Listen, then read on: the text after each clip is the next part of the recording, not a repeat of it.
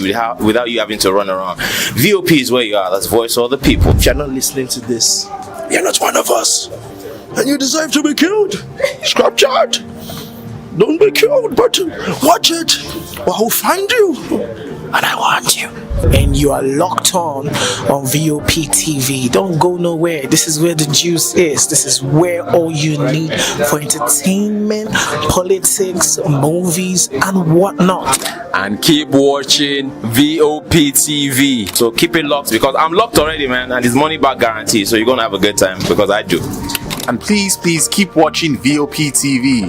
I won't want you actually. I beg you, subscribe, watch it. If not, whatever you see. You better not touch that die, because VOP is the plot. Behind every broken desk lies a broken promise. Education shapes the nations. But who is asking the right questions? Introducing Edu Dialogue, the show that goes beyond the surface, exposes the cracks, the corruption, and the silence in Nigeria's education system. Edu Dialogue, Saturdays, 3 p.m., only on VOP TV.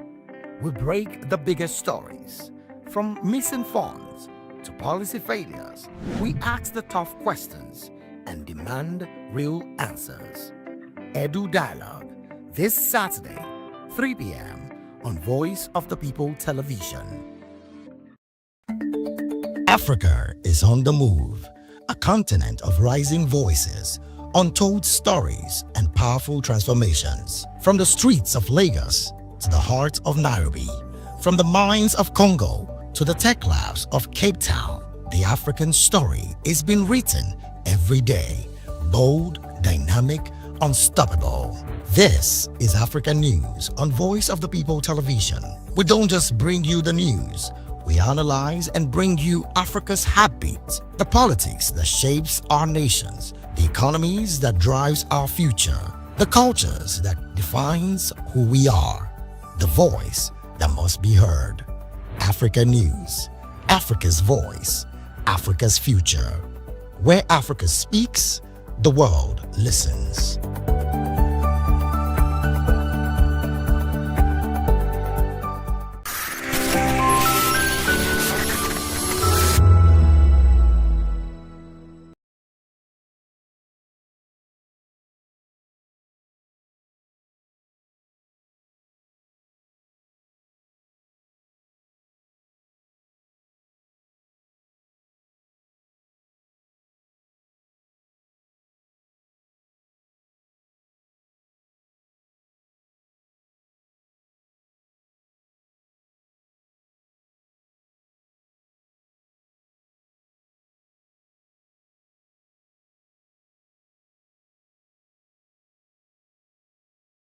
Streets.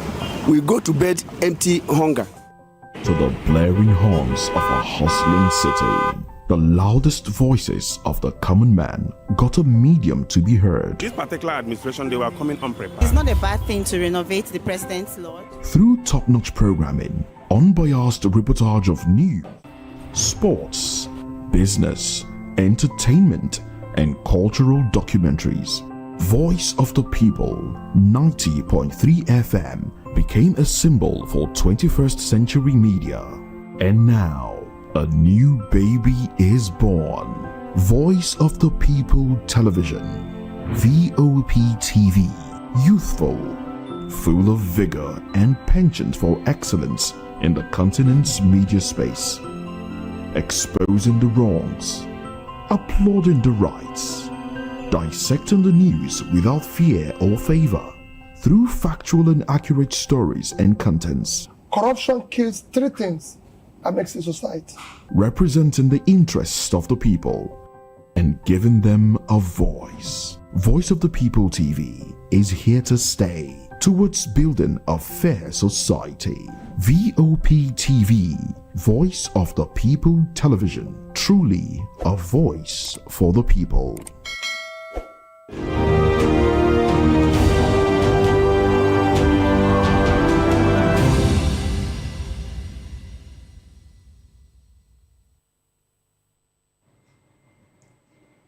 Hello, Nigeria. It's another exciting episode of the Issues on Voice of the People television. I will bring you the most important and pressing issues shaping our nation today. I am your host, Nenna Ndumdioto. Today on the Issues, we're examining the complexities of Nigeria's politics and governance, from Datti denying presidential ambition and disclosing that Obi can return to Labour Party if ADC fails, to Ijaw Youth rejecting impeachment move against Governor Fubara and calling for Wike's removal as minister. Also, Army declares January 15 as not only Armed Forces Remembrance Day, but also Armed Forces Celebration Day. Join us as we break down the fact and provide context to help you stay informed. We'll take a short break, and when we return, we'll dig deeper into these topics. Don't go away.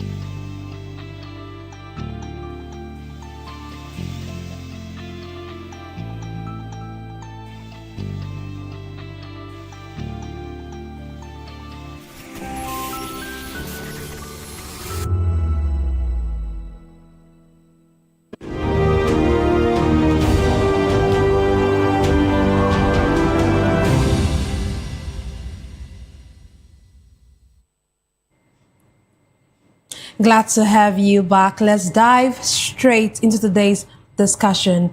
As permutations for the 2027 general elections intensify, the vice presidential candidate of the Labour Party in the 2023 election, Datti Baba-Ahmed, has moved to clarify his political intentions amid speculation linking him to a possible presidential ambition and ongoing realignment within the opposition.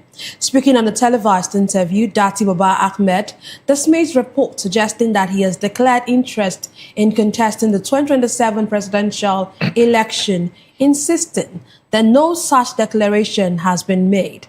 He also addressed the ongoing uncertainty surrounding the political future of former Labour Party presidential candidate Peter Obi, who has been linked with the African Democratic Congress, ADC. Baba-Ahmed further disclosed that should Obi fail to secure the ADC presidential ticket, the Labour Party remains open to welcoming him back. The comments come amid growing speculation over opposition strategies ahead of 2027, with multiple parties positioning themselves as platforms for a possible coalition to challenge the ruling APC. Today, I'm delighted to be joined by two distinguished guests. Here in the studio, we have Elvis Elimihele, a public affairs analyst and a senior journalist. Glad to have you join us, sir. Good evening, Nena. Good evening, sir. How is it been? Fine, thank you. And joining us virtually, we have Lekia Christian. He is a public affairs analyst, social justice crusader, and the president, Niger Delta Coalition Against Violence. Glad to have you join us, Lekia Christian. Again, another pleasure to be on your show. And Happy New Year to you. Same to you from here. Yes, sir. Okay, let me start with you. What do you make of this Datti's denial? It looks like 1 minute he said something and then later he's saying he did not say this particular thing. What do you make of his denial of the claim not to have a presidential ambition? He's saying he doesn't have any presidential ambition and he didn't make that statement at all. So, Datti Baba-Ahmed only said he is yet to declare. He hasn't declared for the presidency yet.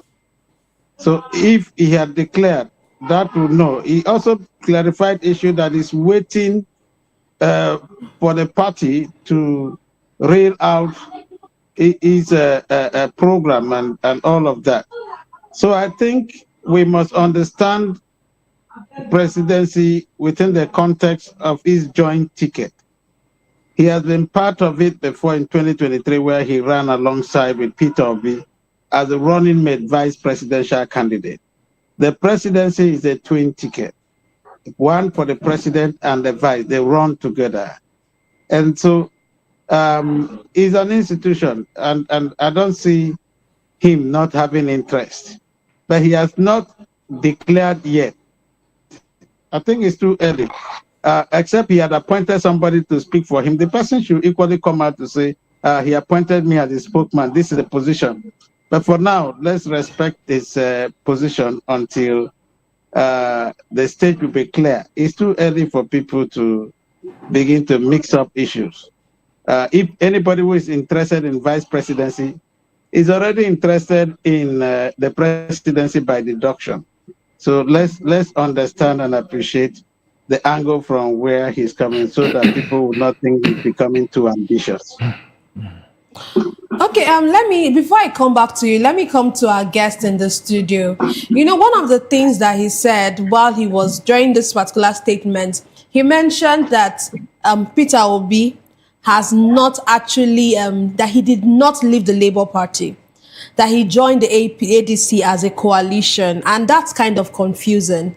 Is that true? Did Peter Obi join the ADC as in, like, he did not leave the Labour Party to join? Did he just join as a coalition? When I saw that, I was kind of confused. Can you enlighten us, please? I don't know the difference in the language that Nigerian politicians are actually using to confuse Nigerians. I know you can't put your feet in one political party and the other one in the other political party. You either belong to one and you have left the one you were before. But you know, they will always say, the ADC will say they are still at the coalition stage, and that everybody that is coming in are members of the coalition. But we also saw that ADC also told Obi and Atiku, and some others, that immediately after the Anambra election, that they want to actually know where they belong. So we actually saw that after the Anambra election, Obi eventually picked the card for ADC. So, but when they are not telling you that coalition, he joined as a coalition and he has not left Labour Party, I don't know how to juxtapose those two statements. You know, Nigerian politicians keep coming up with languages that are actually very difficult sometimes for Nigerians to decode. But at the moment, Nigerians know that Obi is no more in Labour Party. That is even what prompted him to make this statement, call for that press conference that he made all these statements. Yeah. Because he actually said, because he actually knew that his principal, that is whom he ran with in 2023, has actually left Labour Party. And again, if he has not even, if you want to prove him further in all these statement coalition, he has not left, he's only there as a coalition member or whatever. Why did he say that if he eventually leaves, if he didn't get the ticket and he eventually want to leave that party, that he's still welcome back to Labour Party? Which means he has also answered all these kind of confusing sentences that are using to statement that are using to confuse Nigeria, you know, in a tactical form. That, oh, you are not in Labour Party. If the greener pasture you go there to seek and you are not getting it, remember that the opposition is still waiting for you in Labour Party. So Obi has left Labour Party. And we also saw that even as soon as Obi left, INEC now also made statement, I think yesterday or 2 days ago, that Aburi's tenure as chairman of Labour Party has actually ended. And you know that the problem Obi had with Labour Party and all that was just that we don't even know who is the leader of Labour Party. And if he goes ahead to actually say, okay, let me remain in this party and let me you fly the ticket of this party in 2023 general election, I don't know who will sign my form, my nomination form. And you also know too well that there were also some issues that came up that happened in Umuahia, Abia State, where Nena Usman was now made the fashioner chairman, caretaker committee chairman of Labour Party. So All these one have been issues that we don't really know who actually was the leader of Labour Party. But let us believe now that INEC has made a statement that Abore's tenure has come to an end, if only Labour Party can now galvanize themselves and come up as a family and say, okay, now Abore, you now sit like an elder statesman. Let's have a proper convention and get leader for this party. There's still time for them to put their house in order before the 2027 general election comes. But you know too well that all these things must be done between now and June, because by June, July, primaries will have started. And by that primaries, you are supposed to now tell Nigerians, these are our candidates that are going to fly our flag. So let's hope that this new development and all these statements that we are trying to interpret and all that will bring a new bet into Labour Party before all this, the timetable is fully rolled out for 2027 general election. Okay, I'm talking about new birth. Would you actually say that Labour Party can realistically re-emerge as a strong opposition or as a strong platform after losing someone that we know, that Nigerians know as his biggest political asset? Yeah, that would actually be difficult for them, because even before Peter Obi joined the Labour Party in 2022, as we are going closer to 2023 general election, Labour Party was not really a party that anybody could actually look at one of the parties that were going to become a formidable opposition. But when he could not get the ticket in the PDP and he left for Labour Party welcomed him with open arms. And we saw war now followed, because he had the Obedient behind him. So Obedient came in with him, and the trajectory of Labour Party changed. The popularity came. Labour Party suddenly became a household name. You now hear them saying Papa, Peking, Mama, and all that, you know, Papa, Father, Mother, Peking as their logo. So that now trended, and Obedient were solidly behind him. So as we speak, if now that Obi has left Labour Party, I don't know, even if they put their house in order, that popularity they got in that 2023 general election, Nena, they might not get it again. Okay, let me come back to our virtual guest. Lekia, one of the things that Datti Baba-Ahmed said while he was talking is that Obi is welcome, as in going to, that the LP, or about Obi being welcomed back to the LP if eventually fails to snatch or to get the what's it called, the ticket for ADC. And now we are hearing him say this. But do you think that this is, and some persons have actually said that Datti Baba-Ahmed is just standing in gap, or just staying and waiting for like an insurance, you know, in case Obi does not clinch this ticket, you know, he gets it back, you know, and all these things are flying, you know, in the Nigerian space. What do you make about this particular statement? Do you see the possibility of Obi returning to LP if he doesn't clinch the ticket for ADC?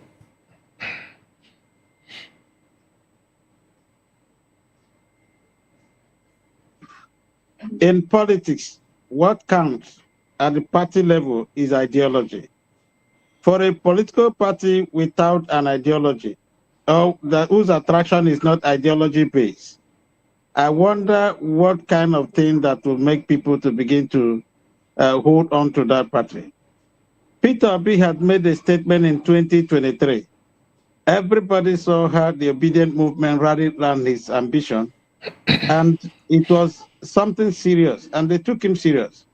But if he has left the party to say, I'm going to ADC, and the loss of ticket in ADC will bring him back to Labour Party, that will make him to look like a prostitute. And I don't think anybody would take an Obi as serious as they took him in 2023. Remember that as of 2023, Nigerians were yearning for change.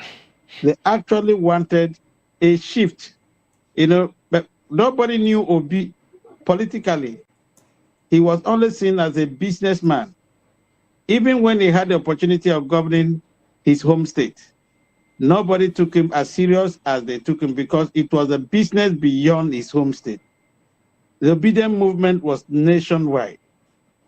If you begin to take decisions that are not based on conviction, that he begins to portray himself as somebody who is driven solely by his ambition, then people will lose confidence in him. Remember that politics is always a people-centered experience. You always have people. You don't buy them, neither do you rent them. except for those who had perfected the act of rigging. In an ideal political climate, people should freely express their franchise, their right as to who they want to lead them, to govern them. So in this case, I do not think jumping from one party to another within an election year or season will make him a very serious politician. Although there are people who are diehard with him, there are people who want to hold on to him, but it's not a very healthy thing in an ideal democratic climate or under an ideal democratic climate where people's support should be based on conviction, not just on the basis of your personal ambition. They must know you. So he'll be telling Nigerians who he is. But I think if he goes to ADC and loses, he should remain in ADC. That would be my advice. Otherwise, Nigerians will not take him as serious as they took him in 2023. Okay, at the tail end of your response, you made mention of people who are like his diehard supporters, and it just took me to the question I was about to ask you. That with the fact, with the number of persons or number of supporters that Obi has, don't you think that they would not even care where he is? Like, let him just get the ticket. If you decide to move to Labour Party, our own is just get the ticket and we'll just fly with that. Don't you think that would what Nigeria, what his supporters would prefer? Well, I am not one of them, but I believe that a lot of those supporters supported him not because of what they got from him, but from what he represented. And remember, the both of them were like a smart couple, talking about his vice presidential candidate and himself. They were both younger compared to those who had wanted to clinch onto the ticket, the presidency at that time. So for them, that was a wonderful pair. And look at what they exuded. None of them were talking of where they come from or where they don't come from. They were talking about what they were bringing to the table, or what the kind of governance that they were bringing. They were a wonderful pair indeed. But now, the narrative is changing. Have been in crisis. The people who were in that Labour Party were all, members of the Labour Party were all involved in those crises. They were either on one side or the other. All of this is yet to unsettle. The wind is still blowing. So I don't think he will have as much as he had in terms of trying to bring out or sieve out the bracket that is so considered as diehards. No, a lot of people will drop their faith. When you give people reason to doubt your credibility, your consistency, they will take a bow. But for those who hold on to, maybe, remember, B is also not the Naira dashing man. His hand is not so free. I don't have a problem with that, because he's not like the conventional or typical Nigerian politician that spreads Naira and dollar everywhere. He tells you what he wants to do and wants you to support him. So even the hungry will not want to remain, because there's nothing they'll be picking from the ground every time they see him. But diehards, yes, they might not be as much as they were. That's to say that he may not make as much significant impact as he did as his candidacy did in 2023. That's my position. It's a dwindling fortune for him if he's there. But if you come to if it's about the ADC, it's a larger coalition that is determined to take power from the ruling APC. And you can see that the crowd of interest there is beyond the Datti movement. But if they all agree and say, let's work together, fine.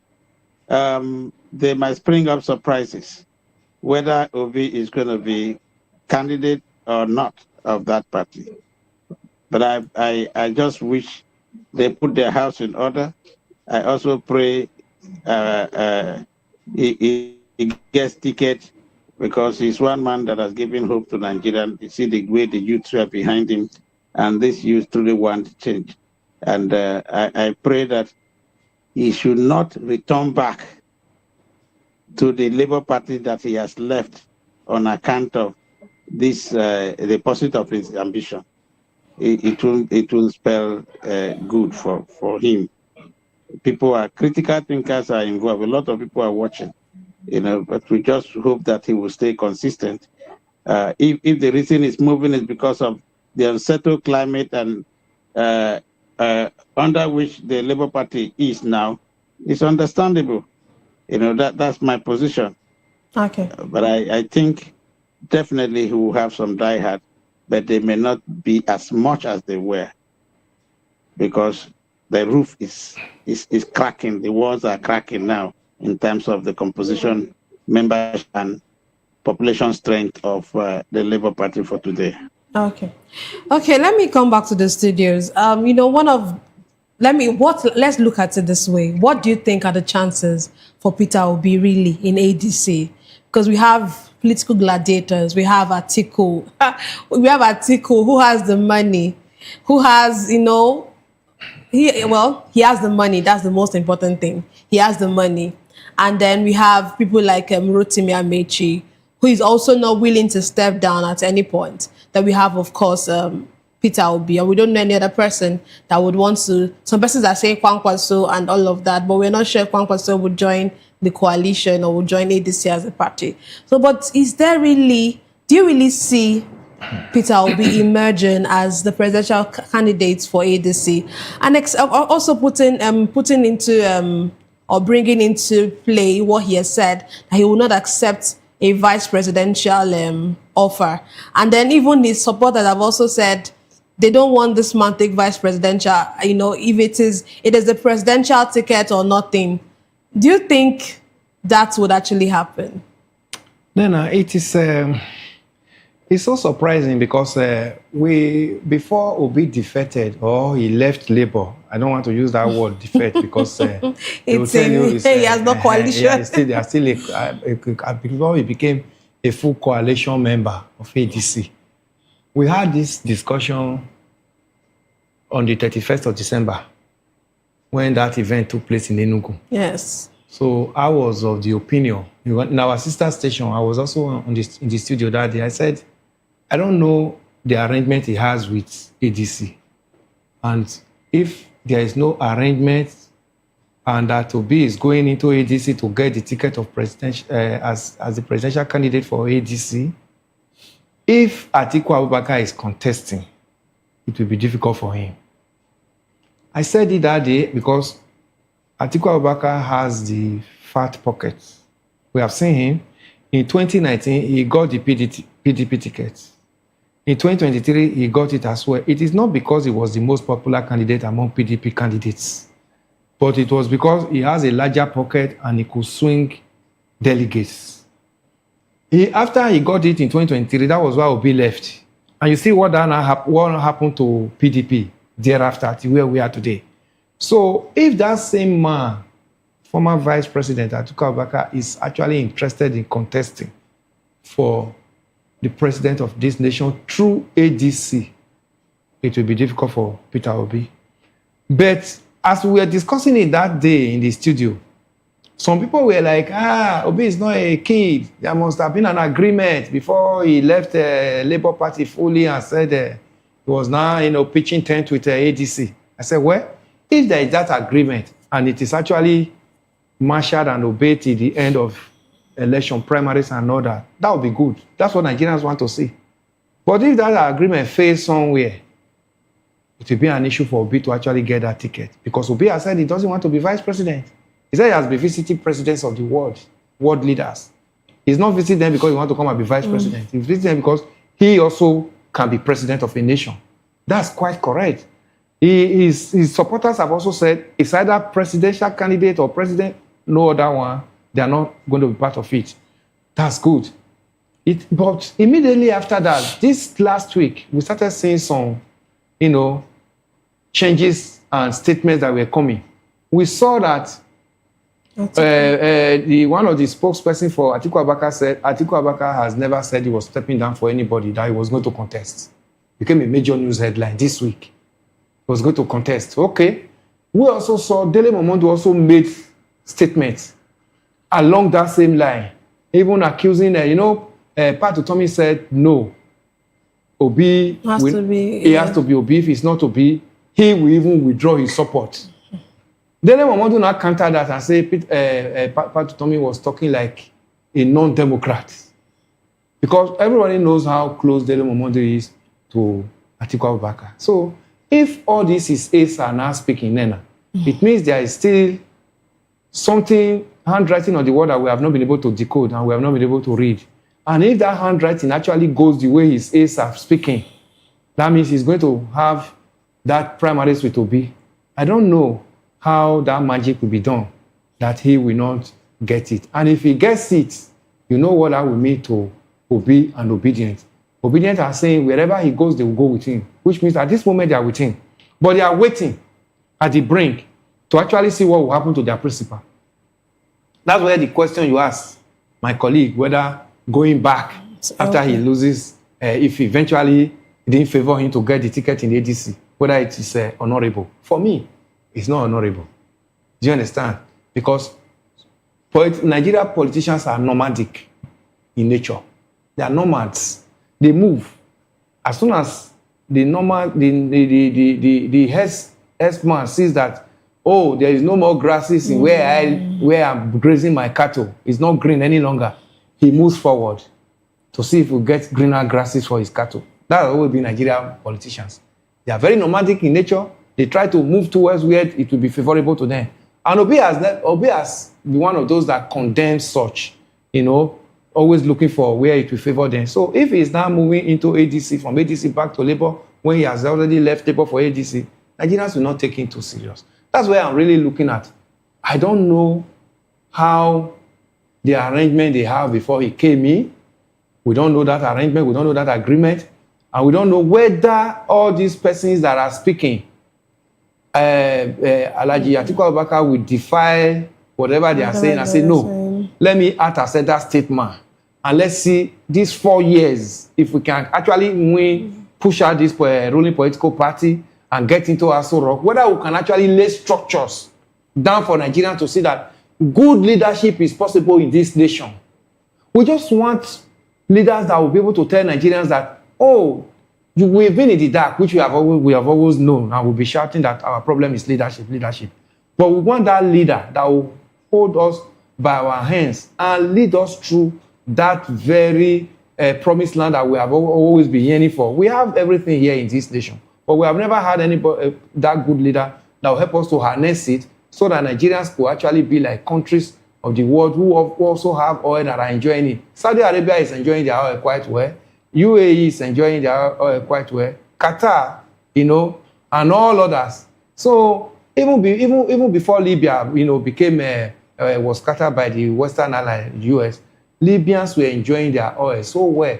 Why is it that Nigerians are not enjoying this same wealth that all these countries have that we are not enjoying? Because some other few persons are, cornered it and turned it to their own heritage. So we are waiting, but I'm praying that probably there is a better arrangement in ADC, because ADC will still tell you now. I still listened to the spokesperson Bolaji last time, and he was still talking about that they are still at the formation stage and that they will eventually roll out, unveil whatever they have to Nigerians. Probably at the time of unveiling, because they have this January to May to tell Nigerians what they're actually capable of and made of, and the ideology that Nigeria should see from them, different from what we'll be seeing. So maybe between now and then, some other persons would have spoken to Atiku Abubakar and say, he may say, oh, I want this man to go. Let us rally around him, because I want to see him like an elder statesman if they really want to build that party, if they really want Nigerians to believe in them.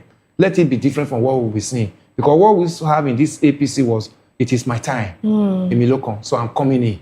So what we also had in PDP was, there was too much of greed. Everybody was like, I want to have it at all costs.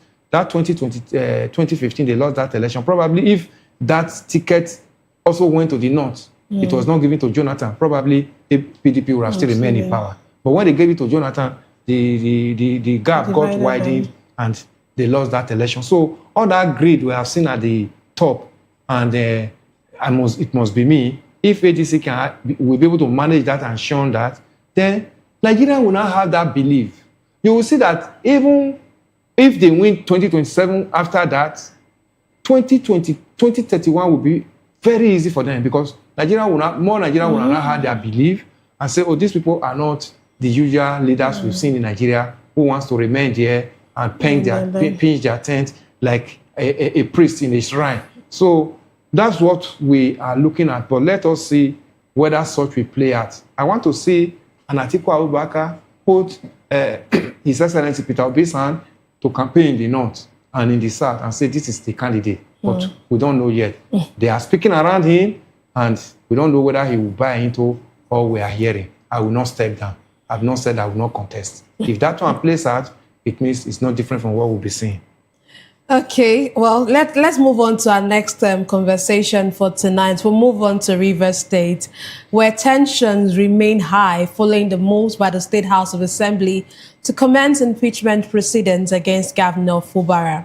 As ethnic groups, lawmakers, and political actors trade accusations and counterclaims. The Ijaw Youth Council has rejected the impeachment move against Governor Fubara, describing it as politically motivated and capable of destabilizing Rivers State. The youth are also demanding the removal of the Minister of the Federal Capital Territory, Nyesom Wike, whom they accuse of exerting undue influence over the political crisis in the state.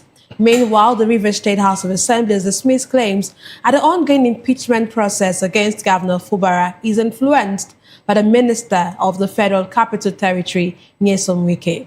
The Assembly's spokesperson, Enemi George, in an interview, insisted that the lawmakers were acting strictly within constitutional provisions and not at the behest of any political figure. He stated that the House should not be reduced to the influence of an individual, describing such claims as unfair and demeaning to the legislature.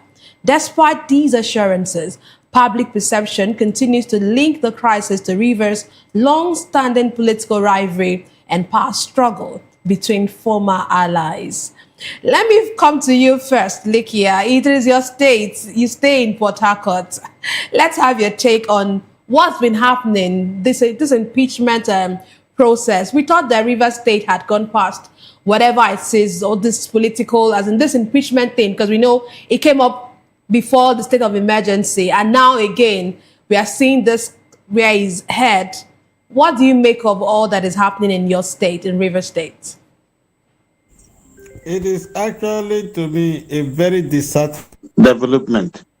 It is painful that at a time when we should be thinking of recovering from the adverse impact created as a result or created by the emergency rule,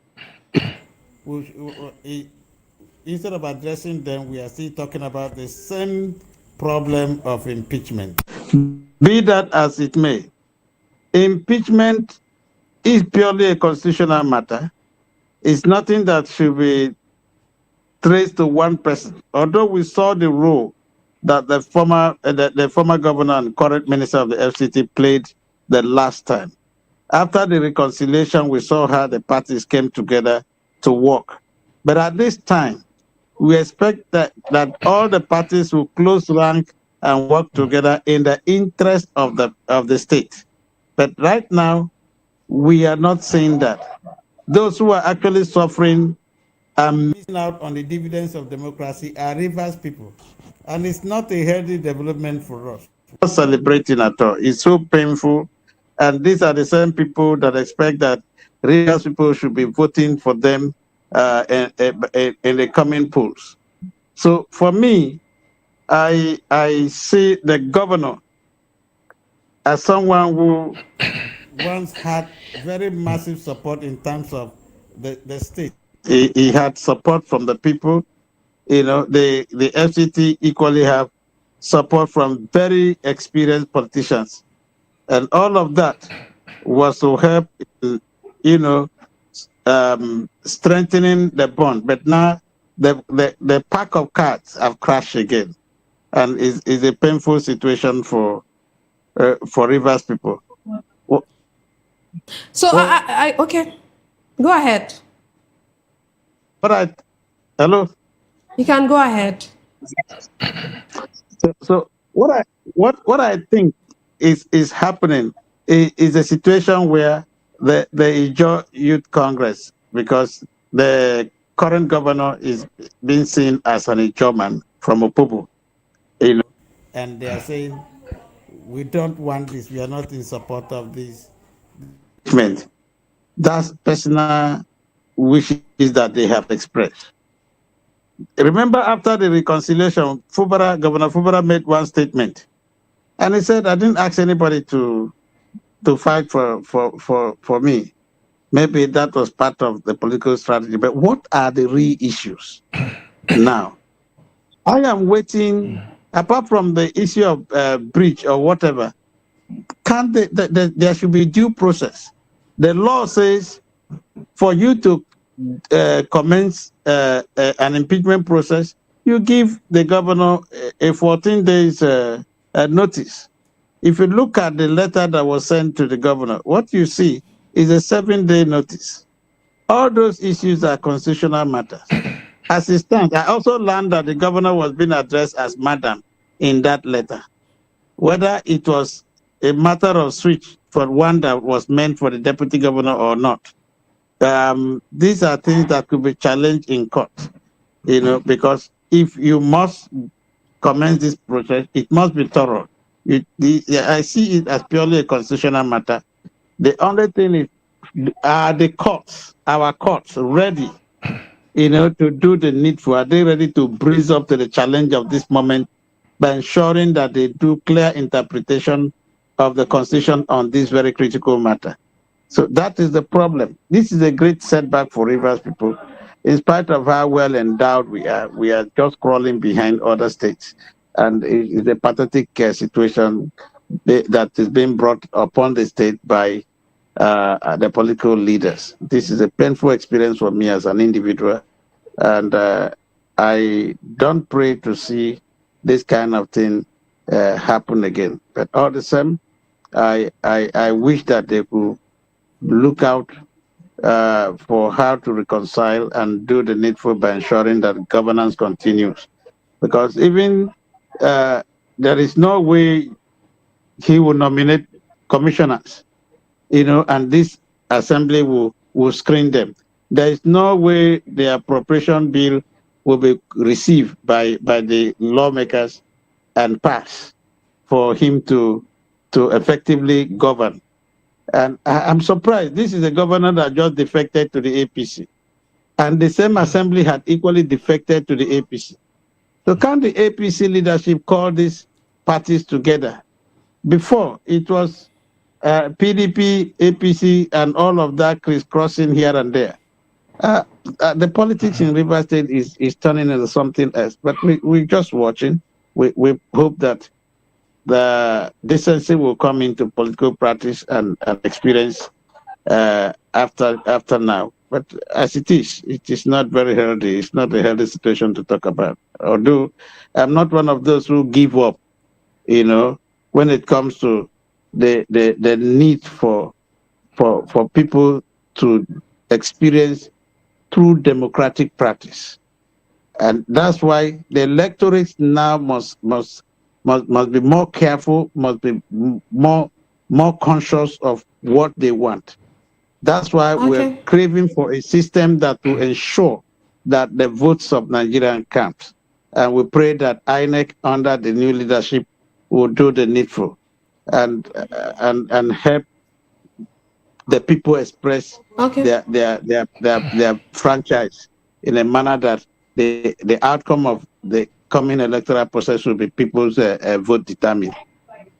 Okay, let me come in here. Let me come in here before you continue. While you were talking, you said you don't think that this has to do with Wike as it's been reported, or as people have attributed this particular issue or turn of events to Wike. And if you report actually said that he was in the house yesterday when this proceedings was taking place. If he does not have any hand in this, why was he in the assembly? Because the last time we checked, Wike is not a lawmaker. He's not a sitting legislator in the Rivers State. He is a minister of the federal capital. So what is he doing in the House of Assembly? So, and then of course now the House of Assembly is also saying that Wike does not have anything to do with this. But from what is happening, don't you think that there's a link between, it's not as if, and of course even the same Wike has come out to say that this governor is a bad child. And you know how it is. When you say somebody is a bad child, what do? You punish this bad child. Don't you think that this is like a form of punishment for him? We approach issues from different perspectives. There is always this crisis of interpretation and understanding when developments like this come up. And I'll tell you clearly that, look, I am not one of those people that work with assumptions.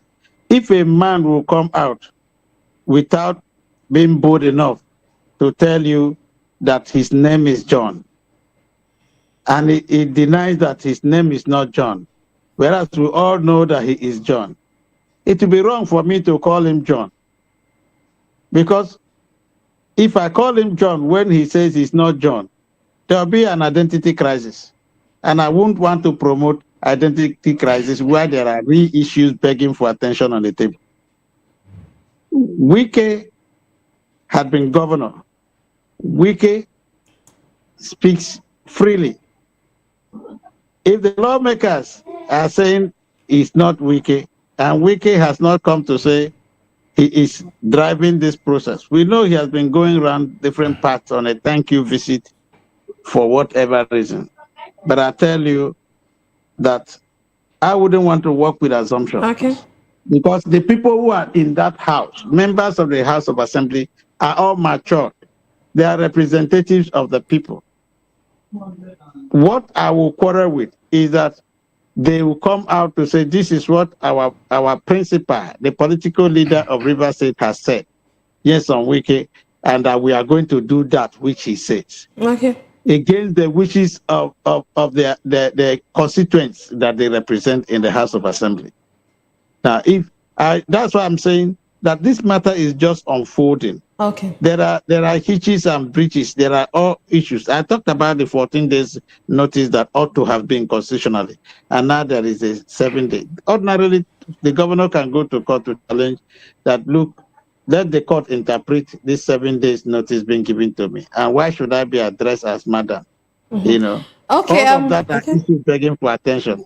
So for me, if they are saying they are not, or he's not involved, and they are not taking orders from Wike that Wike should be separated, I should listen to them. I should give them the benefit of doubt to say yes, Wike is not involved. So let us look at the issues. But the real issues are constitutional, and I believe that every rational thinking person should look at it from that perspective. Okay. We should look at the hitches and the breaches and see how we will address them on the basis of merit, not just on the basis of sensationalism. Okay, let me come back to our virtual guest here. I'll come back to, sorry, not our virtual guest, our guest in the studio. I'll come back to you, but let me hear from our virtual guest. We don't have time anymore, but what do you make of all of this, in your own opinion? This River State House of Assembly is saying Wike is not the one pushing this. We are being independent. We're doing this on a constitutional basis. And Nigerians are saying otherwise. What do you think about all of this? Is this a battle of godfathers versus institutions and all of that? Well, then right from the time this crisis started to where we are today, I don't think River State House of Assembly and Wike has actually distanced themselves from what is happening in Rivers, except we don't want to speak the truth of the matter. When this matter started last year, we thought it was an issue that was going to be resolved, amicably, and things will move on. We saw the development as Tom brought into emergency rule, which the sitting governor was incarcerated for another 6 months. He was out of power. Okay, when he came back just 18th of September. And that's just about 4 months ago. Now, another problem has come up again that this one, actually now, got so ignited when after the visit of the National Secretary of APC, went to commissions of project and he made some statements that, Fubara is doing well and he deserves a second tenure. So, but what we now saw was that there was a panic mood in Abuja that hurriedly brought Wike down to Port Harcourt Rivers and started doing a thank you visit, thanking local governments after 2.5 years of election. One would have expected that thank you would have been immediately after the election, they'd be sworn in, would have done that. But now he's moving around and telling, it's not even just moving around for thank you. Thanks can be anytime. But look at the utterances that are following each of his statements, when he's addressing gathering in this thank you visit that just came up abruptly. To the extent that he's saying he's a bad child, and as a result, he's not coming back. So if the witch cries last night and the baby dies this morning, then I think you can now fix where this problem is coming from. So forget about what the House of Assembly is saying. I watched that Speaker of the the spokesperson for the House of Assembly yesterday, Enemy George, when he was, trying to defend it. But he was not coming out, truthful. Nigerians know where this problem is coming from. The biggest problem is that he kept talking of agreement, that he has violated agreement, and there is a structure on ground. Who owns structure? The Rivers people owns the structure because he has only one vote. If there is a structure that brought Fubara to power, it was the vote of the Rivers people. What is the agreement? The agreement Fubara has is the agreement with the Rivers people. Agreement to give Rivers people the dividend of democracy. If that is not there, that's when Rivers people will say, Fubara has violated the agreement. As soon as he's sworn in as governor, he has an agreement to give the Rivers people the dividend of democracy. So this distraction that is coming from the political godfather who has had his own 8 years uninterrupted, nobody interrupted him, must be checked by the Rivers people. In all this, I see Rivers people that they become so docile and allow one person to hijack their own fate. These 4 years is almost gone. And we have seen from one trouble to another. So the Rivers people must wake up and challenge Wike, because if Wike has not even been there at all, that's a different ballgame. He was there and he was given the opportunity for 8 good years, nobody disturbed him. Now somebody has come in, they gave their mandate to, and it's not allowing the person to do the job for the Rivers people to enjoy the dividend of democracy. I don't see anything to be hidden there. Wike has a hand in what is going on in Rivers State at the moment. Okay, well, divergent views. You feel Wike has a hand, and Lekia Christian, our virtual guest, who is in Port Harcourt, is saying that he doesn't think this is what is happening. It's just a constitutional base. Well, we'll see how this unfolds. Thank you very much, Lekia Christian, for being a part of the show today. Thank you so much. Special thanks from me to you. I'm sure you understand why. Thank you very much, sir. Thank you. Thank you so much. And thank you very much for being here as always. And that's all we have, yes, sir. That's all we have for today's episode of The Issues. We explore the challenges facing Nigeria's politics and, of course, governance. Thank you for being a part of it. Tune in next time for more in-depth analysis and, of course, follow us on social media to stay up to date on the latest news and insight. Until next time, stay informed. I am Nnenna Ndomdioto, and this has been The Issues on Voice of the People Television, where the future faces forward. Bye for now.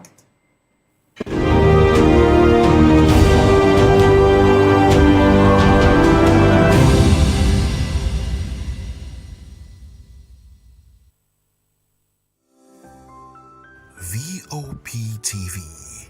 Now you have more than a voice.